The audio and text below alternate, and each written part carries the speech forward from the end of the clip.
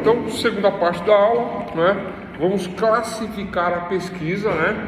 Olha só, nas aulas anteriores eu falei o que é a pesquisa, uma atividade, um agir na busca da realidade, na busca do conhecimento. Isso é pesquisa. O que é a pesquisa jurídica? É a mesma coisa, só que específico, né? É a busca da realidade, é o agir na busca da realidade, é o agir na busca do conhecimento jurídico, né? Aí falei disso. O que é a pesquisa científica? É a mesma coisa, só que, né, quando eu falo de ciências, eu falo do método, sendo que o método é o caminho. Metodologia científica, método, lógica, a lógica de um conhecimento utilizando um caminho para atingir o conhecimento, né?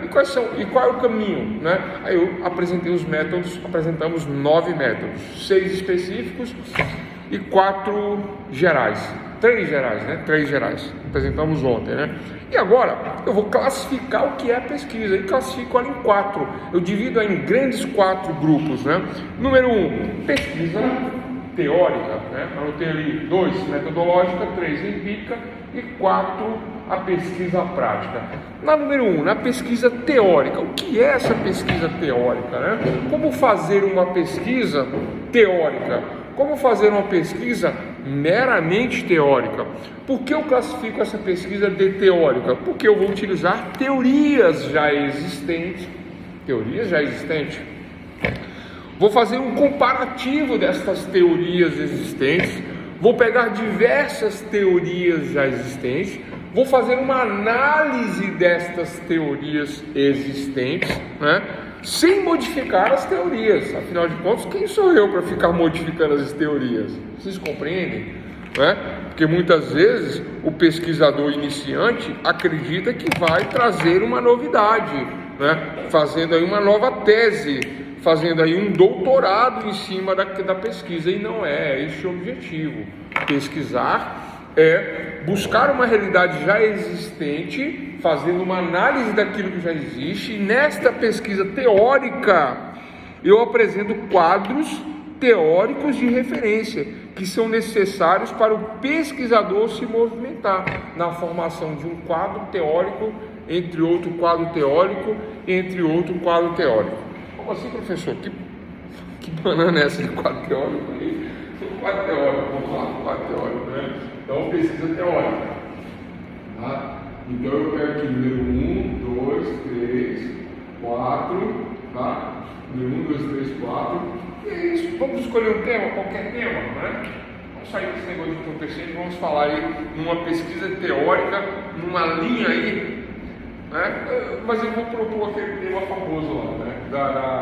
Do duplo grau de exposição, né? Prisão em segundo grau. Vamos propor esse tema. Então, eu vou fazer uma pesquisa teórica de prisão em segundo grau. Esse vai ser o tema. Prisão em segundo grau. Eu gosto desses temas polêmicos que estão na mídia aí, né? Eu vou pagar aqui, vou botar 1, 2, 3, 4. E aí, doutor, olha só que simplicidade a questão da pesquisa teórica. Na pesquisa teórica, eu vou trazer autores de notável saber jurídico, né, de conhecimento público e notório, esses autores, né, para responder essas perguntas sobre a prisão em segundo grau. Mas é óbvio que eu não quero uma unanimidade, né? Até mesmo porque dizem aí que a unanimidade é burra, ou que a unanimidade não traduz uma verdade, né? Hoje eu li um Twitter interessante que dizia que se eu estou sempre certo e alguém está sempre errado, significa que eu estou meio errado, né? E meio certo. Falaram aí, né? Alguém falou isso aí. Por que existe unanimidade em determinadas questões, em determinados assuntos? Então observem só, que nessa prisão em segunda instância eu pego vários autores, né? Em segundo grau. Então eu posso pegar eu ia citar nomes aqui, né?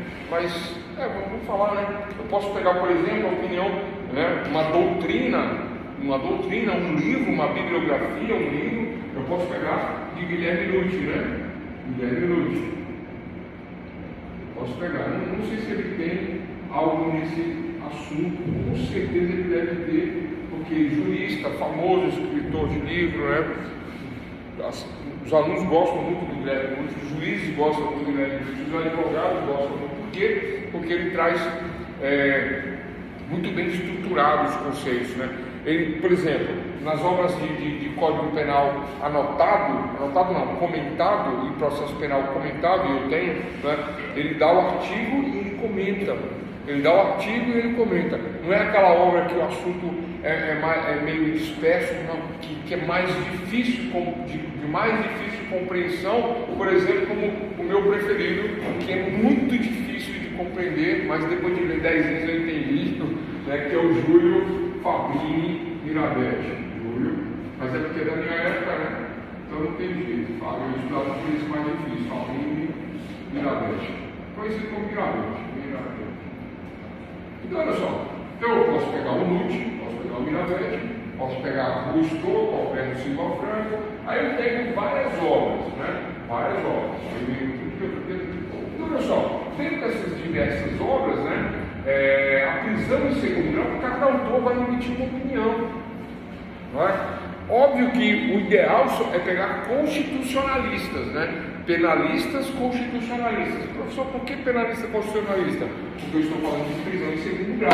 E a polêmica, a divergência está justamente no artigo da Constituição, que proíbe a prisão em segundo grau, né? Porque ela diz que você tem que ir até o último grau de recurso, né? Com trânsito julgado. Exceção para o flagrante e exceção para a prisão preventiva, né? Mas aí a exceção não é a regra. Né? Mas o mandado de prisão automático decorrente da condenação em segundo grau, ele é vedado pela Constituição e por normas infraconstitucionais. Não é o entendimento de uma Suprema Corte que vai mudar isso. Não pode, embora eles tenham feito isso no passado, aí eles mudaram o entendimento e voltou ao entendimento constitucional, e eis a polêmica, eis a questão que está sendo tratada aqui na pesquisa teórica. Oi? No caso, essa prisão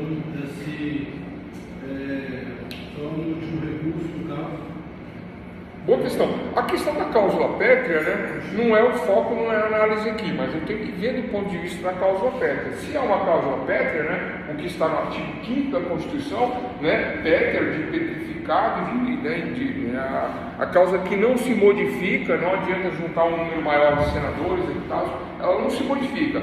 Existe como mudar uma cláusula pétrea? A resposta é não. Mas existe como mudar uma cláusula pétrea de uma outra forma que não seja a votação, só se eu rasgar a Constituição. Eu posso rasgar a Constituição? Óbvio que não. Eu posso fazer uma nova Constituição?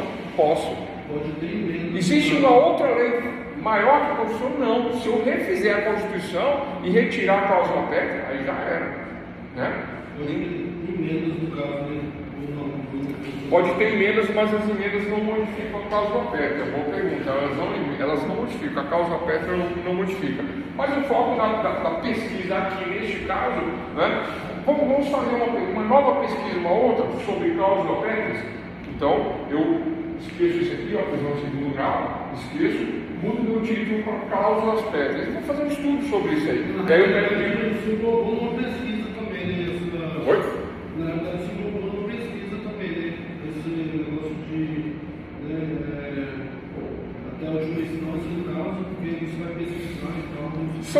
São linhas, são temas, né, diferentes. Então, primeiro tema, prisão em segundo grau. Beleza, é um tema. Outro tema, esse tema importante, cláusulas pétreas, mas aí já não é esse aqui, tem cláusula pétrea. Né? Posso fazer uma pesquisa sobre direitos humanos. Está muito em voga, está muito, eu ia falar na moda, mas é na moda mesmo, não tem o que dizer, está na moda estudar direitos humanos. Né? Eu recebi e-mails todos os dias, né, sobre cursos de direitos humanos, curso no Senado, curso na Câmara, curso de faculdades famosas, mestrado, especialização, está meio que na moda. Tem curso de graça, tem curso pago, tem curso para todo tipo de direitos humanos. E eu posso fazer uma pesquisa teórica de direitos humanos, eu posso fazer uma pesquisa teórica de cláusula pétrea e posso fazer do tema que eu acabei de propor. Bom, até aí tranquilo? Tranquilo. Como fazer essa pesquisa do ponto de vista teórico, que é a primeira classificação? Com teóricos. O que são os teóricos? Os autores, os doutrinadores, né? Doctor Legal, doutores na lei, que me dirão o direito do ponto de vista doutrinário, do entendimento e do estudo desses doutores, né? Sairão argumentos para que eu possa compreender aquele ponto de vista. E farei uma análise deste autor, farei uma outra análise deste outro autor.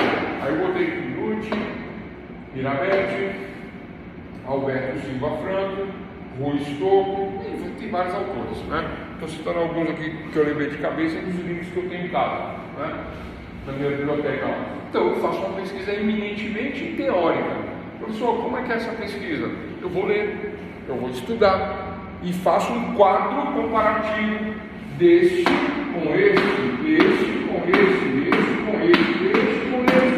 aquele com esse, e faço, por exemplo, eu posso dizer que 1, 2 e 3 têm opiniões semelhantes, o quarto diverge nesse ponto, naquele ponto, e faço essa análise comparativa, quadros comparativos, quadros teóricos. Então, pessoal, simples assim, uma pesquisa teórica, não envolve aí maiores questionamentos, não envolve uma técnica complexa, apenas uma técnica meramente de quadros comparativos de ideias.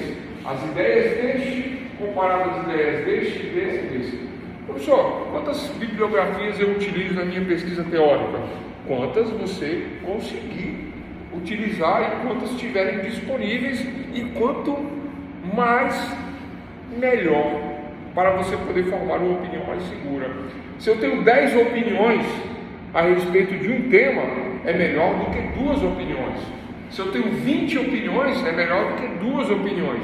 Se eu tenho 100 livros a respeito do assunto e eu tenho condições de ler esses 100 livros a respeito... professor, mas ele vai ter um livro que ele não fala só sobre isso, ele fala sobre diversos assuntos, mas ele tem só um capítulo com esse assunto. Tranquilo, eu vou utilizar esse livro, vou citá-lo como referência bibliográfica, dizendo que o capítulo tal é o capítulo que me interessa, só isso. Professor, mas eu não tenho o livro, nem o do capítulo. Eu tenho um livro, claro, tenho alguns livros, tenho esse que só tem um capítulo, mas eu tenho um periódico. O que é periódico? Aquele que sai todo período, todo mês, todo dia, um jornalzinho científico, um jornalzinho de direito. Tem jornais aí, viu, pessoal, do direito, né? Podia citar nomes aqui, mas existem vários, e modernos, né, com nomes aí, né, na mídia eletrônica, né? A gente parece que não tem, porque eles são eletrônicos, eles são de graça, estão aí dando opiniões aí, opiniões jurídicas, né? Então eu posso citar periódicos sobre o tema. Existem os sites do próprio Tribunal de Justiça do Distrito Federal, o TJDFT, tem pareceres ali maravilhosos, muito bem construídos, muito bem feitos, que eu posso utilizar como fonte bibliográfica, como fonte da minha pesquisa teórica. Vocês estão percebendo? Estão percebendo? Isso a gente vai trabalhar mais à frente, né? Isso em metodologia científica é ensinado, né? Como fazer a referência lá, né? A referência bibliográfica, né? Posso até passar aqui pra gente aqui, não é? A título de ampliar aqui, de fortalecer o curso, mas classificação, pesquisa teórica, quadros comparativos de diversos autores, né? Eu falei dos clássicos, pego um livro e cito, mas eu posso de um livro utilizar somente um capítulo, eu posso utilizar de um livro uma fala, mas fala justamente sobre o que eu quero, então é válido, percebe? Isso é pesquisa teórica, meramente teórica, eminentemente teórica, uma análise da teoria, né, que na síntese final. Agora tem um detalhe que eu acho que eu não falei ainda, na síntese. O que é a síntese? A análise é do senso comum porque ela é um resumo, mas a síntese ela é do senso crítico. A síntese ela tem uma crítica. Por que ela tem uma crítica? Porque a síntese ela vai trazer um conteúdo explicado por nós pesquisadores dentro de toda a análise. Analiso. Na hora da síntese, aí eu faço ali um conteúdo crítico, né? Porque eu vou precisar disso para quê? Para fazer as comparações. Esse diz isso, esse diz aquilo, esse diz aquilo, esse diz aquilo. Em síntese, eles dizem isso, eles dizem aquilo. A maioria diz isso, e etc e tal. É a síntese da minha pesquisa. Pronto, né? Nesse aspecto aí da pesquisa teórica. Pesquisa metodológica número 2, classificação. Fácil, o que é pesquisa metodológica? Ora, doutores, simples de explicar o que é a pesquisa metodológica. A pesquisa metodológica é a pesquisa, agora ela não é eminentemente teórica, não envolverá a simples leitura de um teórico, né? Embora complexa também a leitura, às vezes requer um conhecimento prévio para se conhecer, para se estudar um teórico, né? Não é tão simples ler um livro de direito ou ler uma legislação e falar, li e entendi. Às vezes se requer uma faculdade de direito para se entender uma legislação ou um livro de direito. Então a pesquisa teórica não é simples, tão simples, né? Número 2, pesquisa metodológica é a pesquisa que nós já falamos aqui de forma reiterada, cansativa, né? Repetir várias vezes os métodos. A pesquisa metodológica é a pesquisa que envolve métodos. Quando eu utilizo um método para obter uma realidade, para alcançar uma realidade, para alcançar uma resposta, eu estou na pesquisa metodológica. E o método vai depender, e a pesquisa metodológica vai depender do método. Qual método? Pode ser um método simples ou pode ser combinado. A construção de um saber científico depende do cultivo de uma atividade típica diante da realidade, da dúvida, da crítica, da indagação. Buscar o conhecimento através dos métodos. Nós falamos isso aqui, né, exaustivamente, né? Então, eu até citei o exemplo puxando a cadeira e falando da mesa, né? Nós estamos aqui dando aula, a mesa e a cadeira. E eu puxei a cadeira e falei, vou construir a cadeira. Qual o método que eu utilizo? Estruturalista. Eu poderia utilizar o método dialético? Muito difícil daria certo, né? Para utilizar um método dialético para construir uma cadeira, mas construir a cadeira utilizando um método estruturalista, né, me parece o ideal, porque eu vou pegar o todo, dividir em diversas partes o todo, né, fazer as medições, as medidas, verificar qual é o material, e depois o modo de uso, ou o modo de preparo, né, ou o modo de fazer, né. Primeira parte eu divido tudo, depois eu refaço, né, é igual a história do bolo. Vamos fazer um bolo? Vamos. Bolo, como que eu divido esse bolo? Vamos dividir em partes. Farinha, ovos, leite, farinha de trigo, fermento, né? Bolo de chocolate, granulado, né? Divido em partes. Agora eu sei o que vai. Agora as quantidades, as medidas.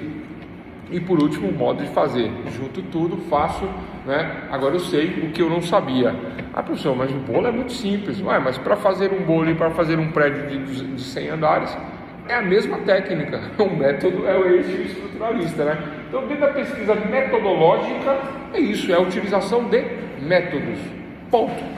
Classificação número 2. Classificação número 3, doutores e doutores, é pesquisa empírica.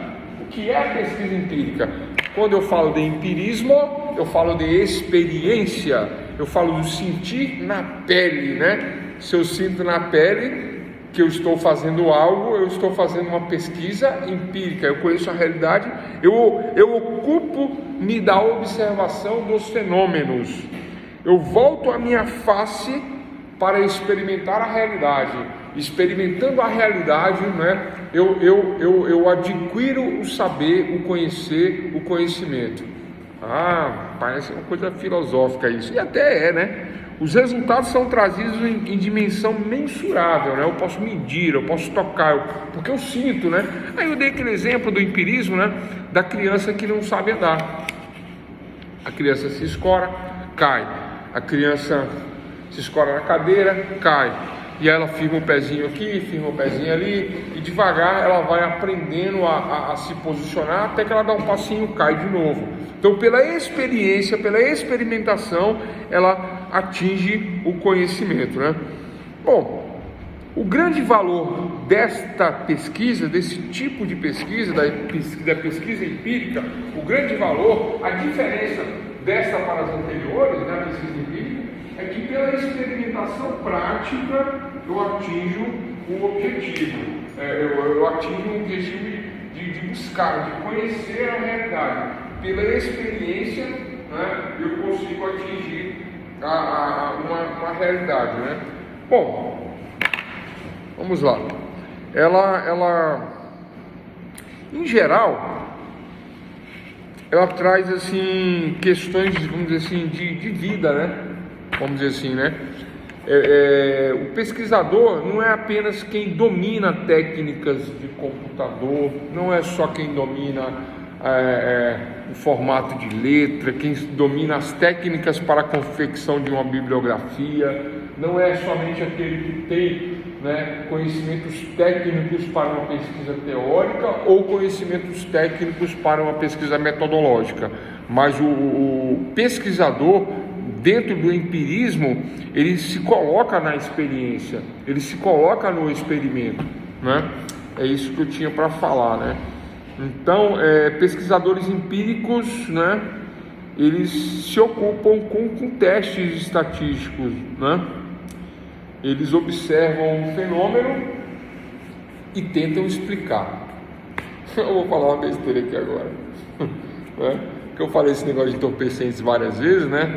E aí seria como, mas parece besteira, mas não é não. Tem um pesquisador famoso aí, escritor de livros e etc e tal, né? Psicanalista, psicólogo, famoso, muito famoso ele, né? Parece até que ele morreu num experimento, acho. Não sei, eu devo estar falando besteira aí. Mas ele chegou a defender uma postura de uso de entorpecentes. E ele passou a utilizar, fazendo experiência consigo próprio, um experimento empírico. E aí dizem que ele morreu nos experimentos. Acho que foi de overdose. Eu não sei se essa história é verídica, tá, pessoal? Mas eu li alguma coisa sobre isso, né? É o Sigmund Freud, né? Parece que ele andou fazendo experimentos assim, e aí se deu mal no experimento. Parece que ficou viciado, tem problema e tudo, né? Mas ele entendeu que não dá para entrar nessa. Pesquisa empírica. Pesquisa empírica. Se deu mal nessa, né? É isso. E por última classificação para nós fecharmos aí com chave de ouro, a pesquisa prática. Professor, mas a prática não tem a ver com a empírica? Tem a ver, mas não é a mesma coisa, né? Pesquisa prática é que se realiza por meio do teste prático da teoria elaborada. Pesquisa prática é que se realiza por meio do teste prático. Vocês estão entendendo? A empírica eu me coloco na experiência. A prática eu vou testar a pesquisa. Eu vou explicar a diferença, né? É que se realiza por meio de teste prático da teoria elaborada. Eu elaboro uma teoria e agora eu vou colocar em prática essa teoria. Uma prática eficaz é testar se a teoria está bem estabelecida, se foi elaborada segundo o rigor científico, né? Em geral, essa prática é um processo que se interrelaciona.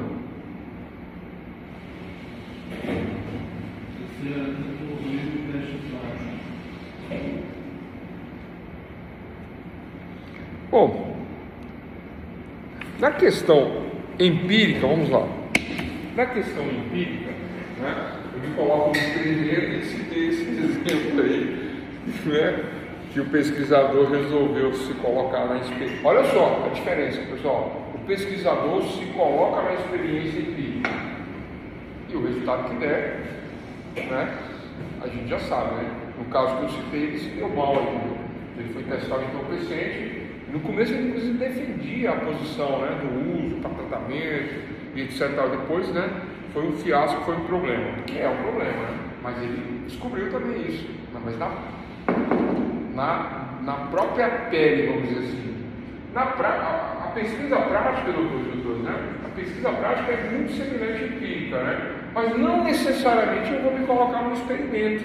Eu posso fazer, por exemplo, uma pesquisa metodológica ou teórica, né? E depois, ao final, fazer um teste. E também não preciso testar me colocando dentro do experimento. Eu posso testar com cobaias, eu posso testar de outra forma. Tudo vai depender do meu objetivo. Então, a pesquisa prática diferencia-se da empírica. E aí, doutor, anotem, porque depois fala, você não falou isso, falei. Você falou que era a mesma coisa. Não falei que era a mesma coisa, não. Falei que era diferente. Senão não teria essa classificação. No empirismo existe a experimentação próprio pesquisador. E quando tem na prática, na pesquisa prática, o pesquisador até pode experimentar se ele quiser, mas ele não vai fazer isso. Se existem meios disponíveis dele não fazer, ele fará sim uma prática, mas do experimento pode se utilizar de cobaias para isso. Aí vem, eu não vou falar disso aqui não, eu ia falar, né? Pode falar? Negócio de vacina aí, né? Vocês entendem, né? Vocês tomam, mas eu não vou tomar não, vocês entendem, né? Deixa pra lá essa história. É isso, doutor. Então, a pesquisa prática, eu posso colocar cobaia. Vou falar de experimentos aqui, que sai na mídia aí, né? Experimento, é triste, é feio, né? Mas experimentos aí, por exemplo, de cosméticos, né? É comum falar aí que o pessoal faz experiências de cosméticos com animais, né? Pega os cãezinhos de raça, que eu esqueci o nome, aquela raça Beagle, né? Pequenininho, e testa perfume neles, testa a maquiagem, perfume, produto de cabelo, de alisamento, todo tipo de produtos cosméticos testa nos animais, né? Também medicamentos para ingerir, né? Testa nos animais. Antigamente era muito comum a pesquisa em macacos, por causa da similaridade, não é igual, né? Não é igual, mas existe uma similaridade genética entre o macaco e o ser humano, né? Diz que parece que é em torno de 90% aí a genética é parecida. Dizem, não sei, vi em algum lugar. Professor, esse número está certo? Não sei se esse número está certo. Você chutou esse número? Eu chutei o número, mas eu li isso em algum lugar, né, que existe a similaridade, né, e portanto se utilizavam macacos por conta da similaridade. É isso, pesquisa prática, né? Aí começa fazendo nos macacos, injeta remédio, vacina, medicamento, etc. Tal. Aí se ele sobrevive ou se dá certo, agora vamos testar no ser humano. Aí chama os cobaias, pesquisa prática. Então o pesquisador sou eu vou tomar esse negócio? Eu não. Alguém quer tomar isso aí por conta de uma remuneração, etc. Tal? Eu quero. Então beleza, voluntariamente, está correndo risco, já sabe, o material é experimental, vamos fazer a pesquisa prática. É isso, né? Finalizamos aqui então essa etapa aí do nosso curso de pesquisa jurídica, falando, né? Fiz uma revisãozinha e comecei a primeira parte da aula com a pergunta fundamental da pesquisa. Toda pesquisa tem uma pergunta fundamental. Explicamos o que é essa pergunta fundamental e ela é fundamental para a pesquisa, né? Falamos novamente o que é pesquisa e demos essa classificação em 4 etapas: pesquisa teórica, metodológica, empírica e pesquisa prática. Classificamos e, né, também falamos, reiterei o conceito de monografia e que mais? Importante conceito, né, de análise e síntese. Falamos o que é análise e síntese. Pessoal, não vai esquecer o que é análise e síntese. Amanhã nós vamos falar sobre classificação e hierarquização das ideias. Qual é o objetivo disso? Qual é a importância da hierarquização e classificação das ideias? Aí você deve estar pensando assim: existe hierarquia entre as ideias? Existe. Existe como classificar? Existe. Qual é a importância deste assunto, desse conteúdo? Ora, dentro da argumentação, alguém já viu algum júri aí, pessoalmente? Júri, foi lá no tribunal de júri, já viu? Boa. Bom demais. Bom, é bom, né? Você fica impressionado com o que é falado no júri, porque os caras estão lá para convencer, eles não estão para brincadeira ali, né? O mais bobo é o que fala mais bonito, né? Porque o cara compensa, né? Fala assim: não, eu sou feio, mas vou falar bonito, né? Ele vai lá e pá, e fala. Quando o cara começa a abrir a boca, você fica, fala, como é que é? Entendi. Então tem, boa, eu gostei. Então tem a acusação inicial, né? O argumento inicial, aí tem a contestação, aí depois tem a réplica e a tréplica e fecha. Qual é o objetivo disso? Convencer. Convencer o juiz? Não. Convencer os juízes. Quem são os juízes? São os representantes do povo que está no tribunal leigo, né? Aí é bonito. Aí, pessoal, qual é o objetivo da pesquisa jurídica, a nossa matéria? Nós vamos aprender tudo isso, né? Nós vamos classificar as ideias, a hierarquização das ideias, nós vamos aprender a fazer um bom texto estruturado. Eu vou passar o link do texto estruturado lá, depois eu dou aula, mas se quem quiser se adiantar no assunto. E tem um tema para hoje ainda, vou falar rapidinho, tá? Rapidinho, a gente continua amanhã. Ideologia. Pesquisa jurídica, pesquisadores, cientistas que somos, né? Nós somos contra a ideologia. Ô professor, para disso aí, pô, você é contra, eu não. Não, vocês vão ficar contra. Porque a ideologia, o estudo sistematizado das ideias, o estudo das ideias, né, traz um conteúdo subvertido, traz um conteúdo de viés, principalmente na política, a ideologia, né? Então a ideologia eu considero como um conteúdo de falso viés. Faça o que eu falo, mas não faça o que eu faço. É assim que funciona a ideologia, né? Aí tem um cantor lá que falava, né? Ideologia eu quero uma para viver, porque não tem uma ideologia saudável. As ideologias elas desviam o principal. O que está por trás da ideologia é verdadeiro, mas na prática eu tenho atitudes erradas, né? Aí o pessoal critica muito, por exemplo, Karl Marx. Não entenderam Karl Marx. Você está defendendo Karl Marx? Não, eu estou defendendo a ideia, né, de um cientista que trabalhou uma ideia lá atrás, etc e tal. A ideia dele é boa? Não, se fosse boa, tinha dado certo sistema, não é boa. Mas eu estou dizendo que houve uma ideia lá atrás que é interessante você analisar, saber, conhecer. Mas na prática, e os outros que são contra essa ideia? Adam Smith, Keynes, John Stuart Mill. Mesma situação, boas ideias, mas que também não deram certo, né? Tudo é um meio termo, o meio termo funciona, nem para mais nem para menos, nem extrema direita nem extrema esquerda, né? Então o centro é que manda, o centro é que manda no mundo inclusive, né?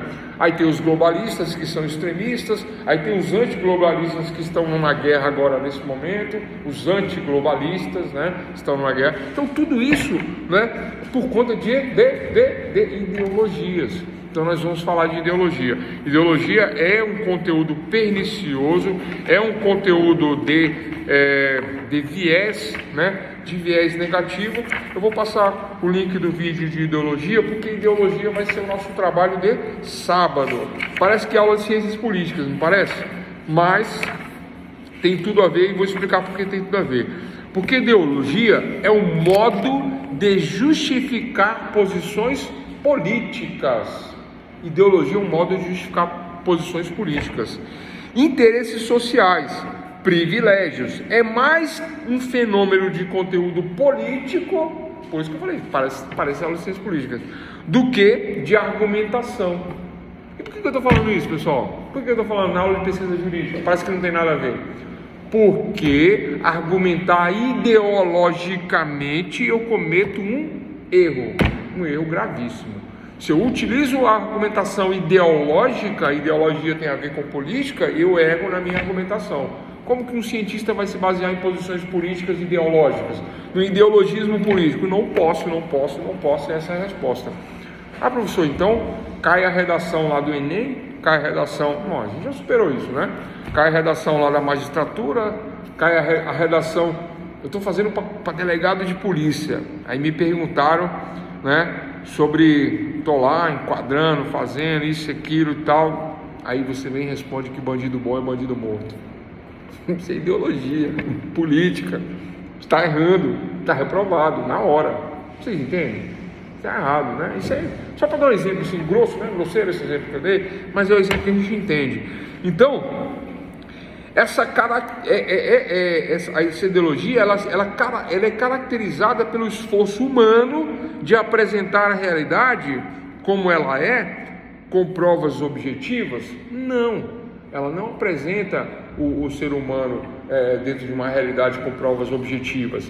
Ela faz uma máscara, ela cria uma máscara, ela mascara o conteúdo verdadeiro, original, e apresenta um falso conteúdo tentando te trazer para o lado.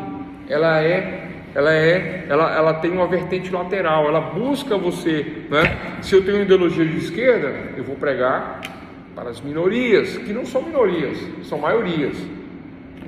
Falar que nosso Brasil, eu falo que eu sou negro. no meu país. Eu sou branco no meu país. No Brasil, né? Falando de Brasil. Pessoal, onde é que tem negro e branco aqui?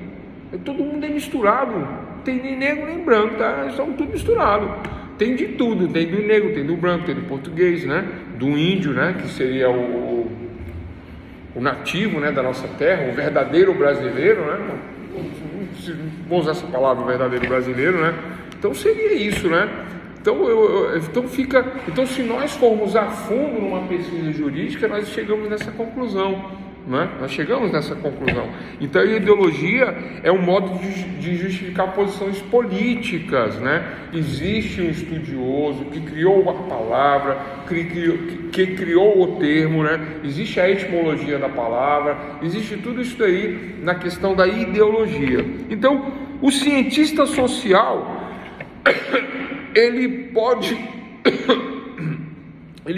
o cientista social, ele consegue controlar o seu ouvinte através de uma ideologia. Existem grandes comunicadores, né, que conseguem controlar uma massa, direcionar um pensamento através de uma ideologia, né, com a sua pregação, com seus argumentos, né? Mas a ideologia, ela é uma mera alusão, uma mera postura ilusória, né? É uma mera postura ilusória, e ela tem essa tendência de convencer, né, de forma ilusória, de forma ideológica, de forma política. Então, aí eu volto na história do Karl Marx. Karl Marx pregava a luta entre as classes, né? O proletariado deveria tomar a estrutura, e a estrutura são os modos de produção. Isso naquela época, naquele contexto, né? Então deveria tomar os modos de produção. E tomando os modos de produção, eles passariam a ser os donos dos modos de produção. Então eu deixava de ser empregado e passava a ser dono da fábrica junto com o dono da fábrica. E o dono da fábrica, ele deixaria de ser dono da fábrica e ele passaria a ser um de nós. Ou simplesmente eu eliminaria o dono da fábrica e todos nós somos donos da estrutura que é a fábrica. Então o proletariado toma a estrutura e passa a ser dono da estrutura. Com um determinado tempo, né? Estou resumindo a história. Com um determinado tempo nós somos donos de toda a estrutura, mas essa estrutura ainda ela não está muito firme, não está muito 100%. Nós passamos essa estrutura do privado para o proletariado, que ainda é privado, e agora nós vendemos ela para o Estado. O Estado passa a ser dono da estrutura privada, que agora não é mais privada, agora é estatal, e continuamos ali na estrutura, né, estatal, nessa estrutura estatal. Olha só, somos donos de tudo. Agora vamos pregar uma igualdade, né? Vamos pregar, porque o objetivo do socialismo, né, a princípio é se ajudar, o socialismo, para depois virarmos pessoas comuns no comunismo, sermos iguais, igualitários, fraternos, né?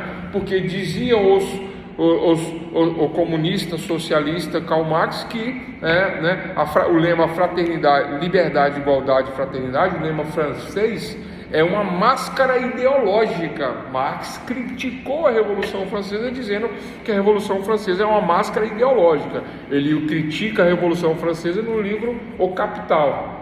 Marx entendia do capitalismo mais do que os capitalistas, e ele fez críticas aos capitalistas no livro O Capital, e trouxe essas teorias marxistas, essas teorias, né, de guerra, né, entre as classes, e só havia duas classes, os proletariados e os burgueses. Então elimina-se a burguesia, o proletariado toma conta de tudo, o Estado depois vem e toma conta do proletariado e toma conta de tudo, o Estado incha, faz-se um socialismo, ajudando a todos, para depois, no final, todos somos iguais. Aí vem o comunismo, mas o comunismo ele é utópico, ele não existe.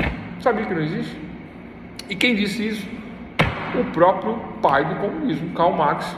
Né? Não tem só ele, tem vários teóricos do comunismo, mas Karl Marx diz, que é o principal, que o comunismo na prática nunca existiu e nunca vai existir, porque ele não depende só da tomada da estrutura, mas depende de uma própria evolução do ser. O ser teria que ser evoluído. Então eu sou evoluído, vocês são evoluídos, nós somos evoluídos. Agora nós não precisamos mais do Estado. Aí o último estágio do comunismo se elimina o Estado, porque nós somos evoluídos, nós somos iguais, nós somos comuns, né? Aí vem sim a verdadeira fraternidade, né, que se prega o comunismo. Já existiu? nunca.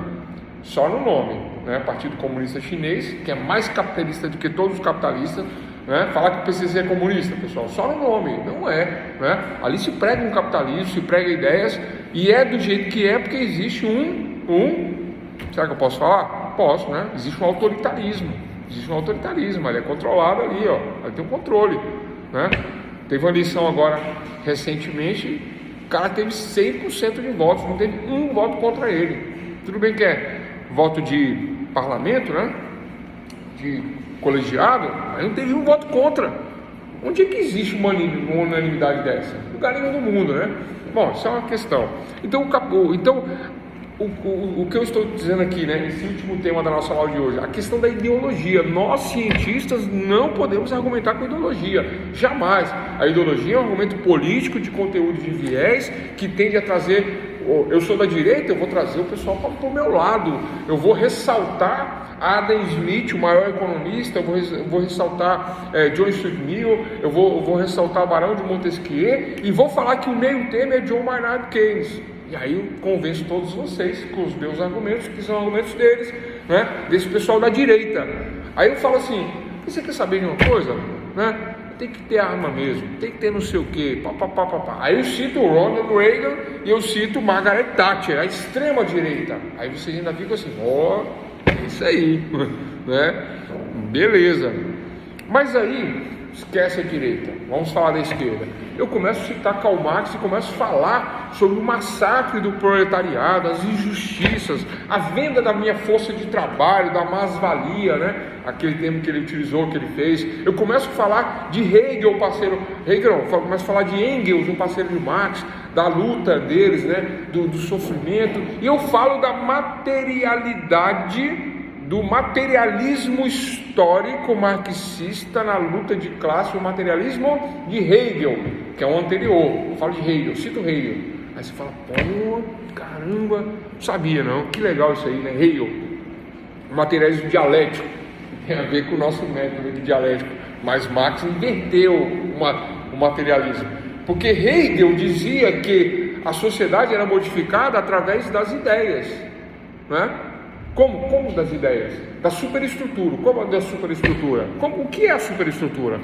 Né? Diversão e arte para qualquer parte, diversão, balé, como a vida quer, desejo, necessidade, vontade, desejo, necessidade. Esqueci o resto da música. Lembra da música? Tem uma música, né? Essa música fala disso, é baseada em Hegel, é baseada na superestrutura, é baseada nessa ideologia da superestrutura. É isso. Então eu vivo só para trabalhar? Não. Eu vivo para ter acesso à arte, cultura, lazer, balé, música, poesia, né? Aí eu convenço as pessoas através disso. Por que o socialismo no Brasil ainda não pegou? Porque eles tentaram convencer a sociedade através dos artistas, mas a sociedade não está ligando para artista. A sociedade está querendo mais picanha do que artista, né? Agora parece que a sociedade está sendo enganada, né, com a história da picanha, porque agora não é mais artista. Agora eu não como artista, eu como picanha, né? Então o que acontece? Então convence pela questão da estrutura, não da superestrutura. Aí vem a inversão que Marx pregava. Ele falava: Hegel está errado, certo sou eu. Não é negócio de balé não. Aqui a gente vai tomar a estrutura. Marx falava isso, vamos tomar a estrutura. E aí o que acontece, pessoal? O Manifesto Comunista, que é uma outra obra de Marx, o que dizia? De Marx e de Engels, o que dizia o manifesto? Proletariados univos. É isso que dizia a obra dele, o resumo da obra. Quem que disse isso? Quando fundou um partido que veio de um sindicato, que veio dos trabalhadores lá do ABC, subiu na Kombi e falou isso. Ou foi na Kombi ou foi no Fusca? Acho que foi no Fusca, no para-choque do Fusca. O Lula falou isso, ele falou isso aí, ele leu a obra, ele sabe. Por isso que eu digo, na teoria é bonito, é bacana. Você abre a boca para falar desses caras, quem leu as obras, você convence, ninguém toma a tua fala. Primeiro porque é bacana você conhecer, você fica, porra, caramba, esse cara está falando isso, eu não vou nem argumentar para não passar vergonha, porque se ele falou isso, ele sabe mais, ele manja, e eu vou ficar quieto. Vocês estão entendendo? Estamos falando de argumentos, de pesquisa, tal, e estamos falando de ideologia. Então, a ideologia, ela é um argumento forte, mas é falso. Vamos fechar já. É um argumento forte, mas é falso, né? É um conteúdo de falso viés, é uma postura ilusória, né? E aí nós devemos evitar, nós não vamos argumentar jamais com a ideologia. E ponto final, por hoje é só.